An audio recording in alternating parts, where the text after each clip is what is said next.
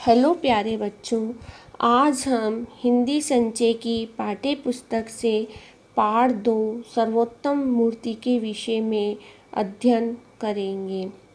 इस पाठ के माध्यम से हम मंत्री जी द्वारा मूर्तियों की परीक्षा की इस अनोखी तथा विस्मयकारी तरीके को हम समझेंगे कि किस तरह बुद्धिमान मंत्री जी ने कला को परखा है और योग्य व्यक्ति की पहचान की है तथा तीनों मूर्तियों में से सर्वोत्तम मूर्ति का पता लगाया है। इस पाठ के माध्यम से हम ये सब कुछ समझेंगे।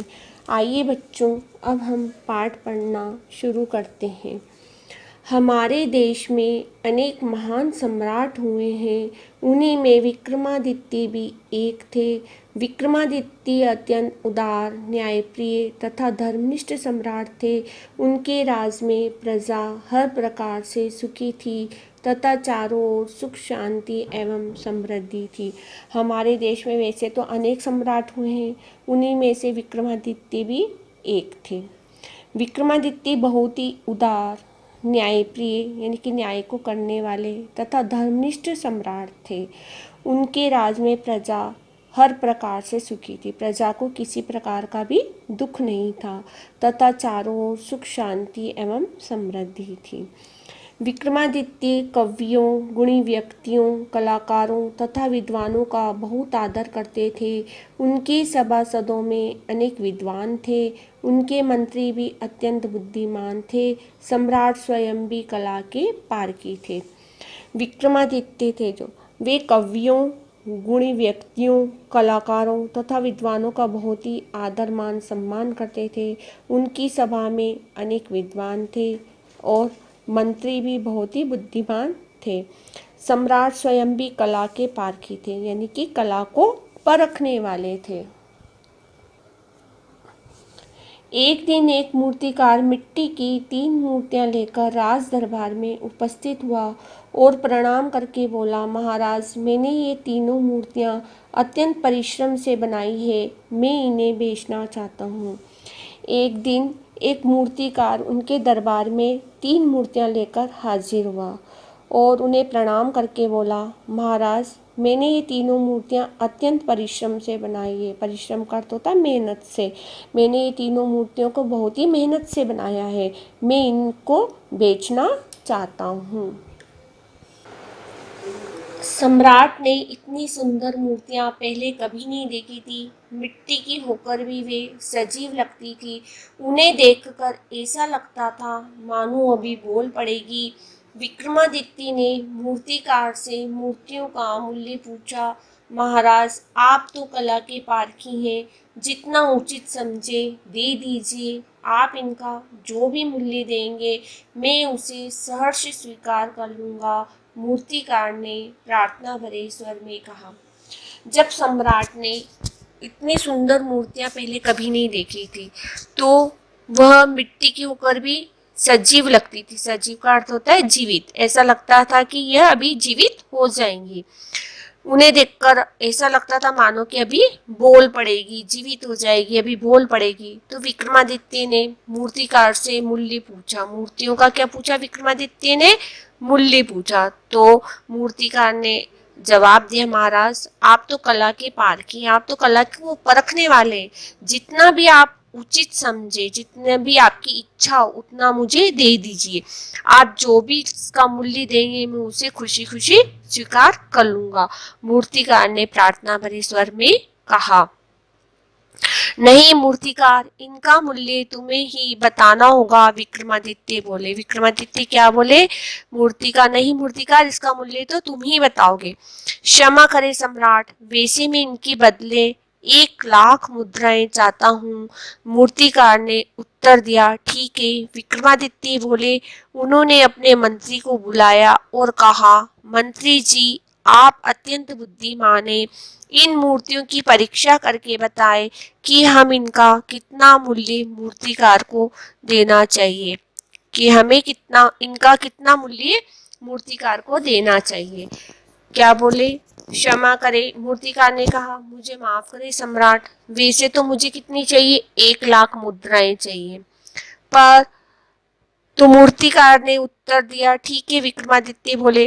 उन्होंने अपने मंत्री को बुलाया और कहा, मंत्री जी, आप तो बहुत बुद्धिमान है, तो आप इन मूर्तियों की परीक्षा करें, इनको बताएं, मूर्तियों की परीक्षा करके बताएं कि हमें इन मूर्तियों का कितना मूल्य देना होगा। मंत्री ने मूर्तिकार से तीनों मूर्तियां ले ली, उन्हें ध्यान से देखा तथा एक सैनिक से लोहे की एक सलाई लाने को कहा। थोड़ी ही देर में सैनिक लोहे की पतली सलाई लेकर उपस्थित हो गया। सभी दरबारी, अन्य मंत्री, मूर्तिकार तथा स्वयं सम्राट अत्यंत विस्मय से मंत्री जी की ओर देख रहे थे। जब मंत्री ने मूर्तिकार से तीनों मूर्तियां ली तो उन्होंने उसे ध्यान से देखा और एक सैनिक को क्या बोला कि एक लोहे की पतली सलाई लेकर आए। तो वहां पे जितने भी मंत्री थे, दरबारी थे, मूर्तिकार थे और सम्राट थे, सभी विस्मय, यानी कि विस्मय का अर्थ होता आश्चर्य, सभी लोग आश्चर्य से देखने लगे कि मंत्री जी की ओर देख रहे थे आश्चर्य होकर कि मंत्री जी क्या करना चाहते सलाई मंगाकर। मंत्री ने एक एक करके वह सलाई प्रत्येक मूर्ति की कान में डाल दी और अंत में एक मूर्ति की ओर संकेत करते हुए कहा, महाराज, यह मूर्ति सर्वोत्तम है। मूर्तिकार, इसका कितना भी मूल्य मांगे दिया जा सकता है, और शेष दो? विक्रमादित्य ने पूछा। मंत्री ने क्या किया, एक एक करके वह सिलाई प्रत्येक मूर्ति के कान में डाल दी और अंत में एक मूर्ति की ओर संकेत, संकेत का अर्थ होता है इशारा, इशारा करते हुए कहा, महाराज, यह मूर्ति सर्वोत्तम है, यानी कि यह मूर्ति सर्वश्रेष्ठ है। इसका मूर्ति का, इसका कितना भी मूल्य मांगे, जितना भी आप पैसा मांगे, जितनी भी मुद्राएं मांगे, आप उसे दे सकते हैं। और शेष दो? विक्रमादित्य ने पूछा। विक्रमादित्य ने क्या पूछा? और बाकी की, शेष का अर्थ होता है बाकी, बाकी की दो। वे दोनों बेकार है, मंत्री ने उत्तर दिया। मंत्री ने क्या उत्तर दिया? वे दोनों बेकार है, यानी कि व्यर्थ है।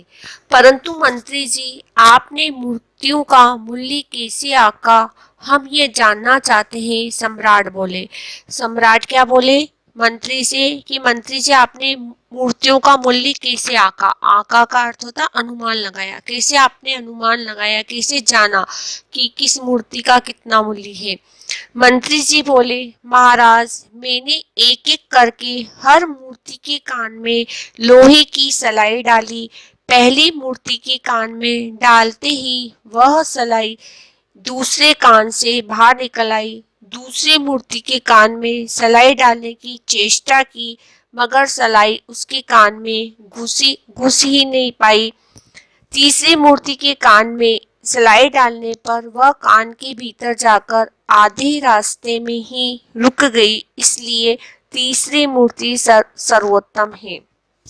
मंत्री जी क्या बोले, महाराज, कि मैंने जो सिलाई ली थी वह एक एक करके हर मूर्ति के कान में लोहे की सिलाई डाली। तो जब मैंने पहली मूर्ति के कान में वह सिलाई डाली तो वह दूसरे कान से बाहर निकल आई, और जब मैंने दूसरी मूर्ति के कान में वह सिलाई डालने की प्रयास किया, है ना, तो क्या हुआ?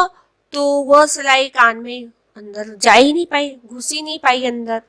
जब मैंने तीसरी मूर्ति के कान में सिलाई डालने पर वह कान के भीतर जाकर आधे रास्ते में ही रुक गई, यानी कि वह आधे रास्ते में ही आधी रुक गई है, इसलिए तीसरी मूर्ति सर्वोत्तम है। तीसरी मूर्ति क्या है? सर्वश्रेष्ठ है। इससे पहले कि मंत्री अपनी बात को स्पष्ट करते, सम्राट ने बीच में ही बोलते हुए कहा, लोहे की सलाई के मूर्तियों के कान में डालने से इनके मूल्य का क्या संबंध हो सकता है? हमारी तो कुछ समझ में नहीं आया। सम्राट क्या बोले कि हमने, जब आपने लोहे की सिलाई मूर्तियों के कान में डाला तो इसमें इसके मूल्य का क्या संबंध हो सकता है? हमारे तो कुछ भी समझ में नहीं आ रहा है। महाराज, इस संसार में 3 श्रेणियों के मनुष्य होते हैं। एक वे जो किसी बात को एक कान से सुनते हैं और दूसरे कान से निकाल देते हैं। महाराज क्या बोले वह मंत्री जी कि इस संसार में 3 श्रेणियों की, श्रेणी का अर्थ होता है प्रकार के, 3 प्रकार के मनुष्य होते हैं। पहले वो होते हैं जो किसी बात को एक कान से सुनते हैं और दूसरे कान से निकाल देते हैं। ऐसे व्यक्ति किसी की बात पर गंभीरता से विचार नहीं करते हैं। जो ऐसे व्यक्ति होते हैं किसी भी बात को गंभीर रूप से नहीं लेते हैं कि सोचा हो एक कान से सुन लिया दूसरे कान से निकाल जाए, ये तो बोलते ही रहते हैं, हमको क्या कर लेना देना है। दूसरे प्रकार के मनुष्य वे होते हैं जो किसी बात को सुनना ही नहीं चाहते, अर्थात किसी भी बात पर ध्यान नहीं देते हैं। जो दूसरे प्रकार के मनुष्य कैसे होते हैं, जो किसी बात को सुनना ही नहीं चाहते, किसी बात पर ध्यान ही नहीं देते हैं। इन दोनों श्रेणियों के मनुष्य को श्रेष्ठ नहीं कहा जा सकता। जो ये दोनों श्रेणी के मनुष्य हैं इसको हम श्रेष्ठ नहीं बोल सकते, उत्तम नहीं बोल सकते हैं। सर्वोत्तम मनुष्य वे होते हैं जो किसी बात को सुनते हैं तथा उसे ग्रहण करके उसके अनुसार आचरण भी करते हैं। कौन होते हैं सर्वोत्तम मनुष्य? जो किसी बात को सुनते हैं और उसे ग्रहण करके उसका, किसी बात को, कही हुई बात का आचरण भी करते हैं, उसको सुनते भी हैं बात को। तो पहली मूर्ति के एक कान में सलाई डालने से वह दूसरे कान से बाहर निकल गई। जब मैंने पहली मूर्ति के कान में सलाई डाली तो क्या हुआ, दूसरे कान से बाहर आ गई।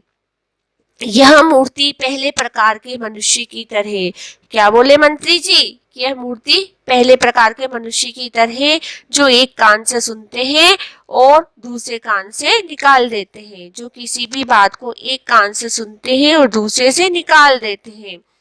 दूसरी मूर्ति के कान में सलाई डालने का प्रयास किया गया मगर सलाई उसके कान में घुसी ही नहीं। यह मूर्ति दूसरे प्रकार के मनुष्यों का नमूना है जो किसी भी अच्छी बात को सुनने के लिए तैयार ही नहीं होते। क्या बोले मंत्री जी कि दूसरी कान में जब मैंने सलाई डालने का प्रयास किया, कोशिश की, तो वो कान के अंदर जा ही नहीं पाई, घुसी ही नहीं। तो यह मूर्ति दूसरे प्रकार के मनुष्य की श्रेणी में आती है जो किसी भी अच्छी बात को बोलने तो उसको सुनने के लिए तैयार ही नहीं होते, अपनी मनमानी करते हैं। तीसरी मूर्ति के एक कान में जब सलाई डाली गई तो वह आधे रास्ते पर जाकर रुक गई। यह मूर्ति उस आदमी की ओर संकेत करती है जो किसी भी बात को सुनकर उसे ग्रहण कर लेता है। ये क्या है, जो तीसरी मूर्ति है तो के कान में जब सलाई डाली गई तो वह आधे रास्ते में जाकर ही रुक गई, यानी कि यह मूर्ति उस आदमी की ओर इशारा करती है कि यह किसी बात को सुनकर ग्रहण कर लेता है और उसे अपनाता है, किसी बात को समझता है तथा अपने हृदय में बसा लेता है। इसलिए मेरी दृष्टि में तीसरी मूर्ति सर्वश्रेष्ठ है। क्या बोले मंत्री जी, जो किसी बात को ग्रहण कर लेता, अपनाता है, समझता है तो और अपने हृदय में बसा लेता, इसलिए मेरी नजर में यह तीसरी मूर्ति ही सर्वश्रेष्ठ है। मंत्री का उत्तर सुनकर सम्राट विक्रमादित्य अत्यंत प्रसन्न हुए। मूर्तिकार तथा सभा में उपस्थित सभी सभासद मंत्री जी द्वारा मूर्तियों की परीक्षा की इस विचित्र तथा विस्मयकारी विधि से प्रभावित हुए बिना नहीं रह पाए। जब मंत्री जी ने यह उत्तर दिया था तो यह सुनकर सम्राट विक्रमादित्य बहुत खुश हुए। जब मंत्री जी ने तीनों मूर्तियों में से सर्वोत्तम मूर्ति का पता लगाया था तो उन्होंने मूर्तियों की परीक्षा एक अनोखे ढंग से और आश्चर्यजनक तरीके से की थी। तो उससे सभी लोग जो भी सभा में उपस्थित थे सभी बहुत ही प्रभावित हुए। सम्राट ने मूर्तिकार को 1,00,000 मुद्राएं देकर विदा किया। बच्चों, अच्छा व्यक्ति वही है जो किसी भी अच्छी बात को सुनकर उसके अनुसार आचरण करे। सम्राट ने मूर्तिकार को 1,00,000 मुद्राएं दी और उसे विदा किया। बच्चों, अच्छा व्यक्ति वही होता है जो अच्छी बात को सुनता है, उसे ग्रहण करता है और उसके अनुसार आचरण करता है।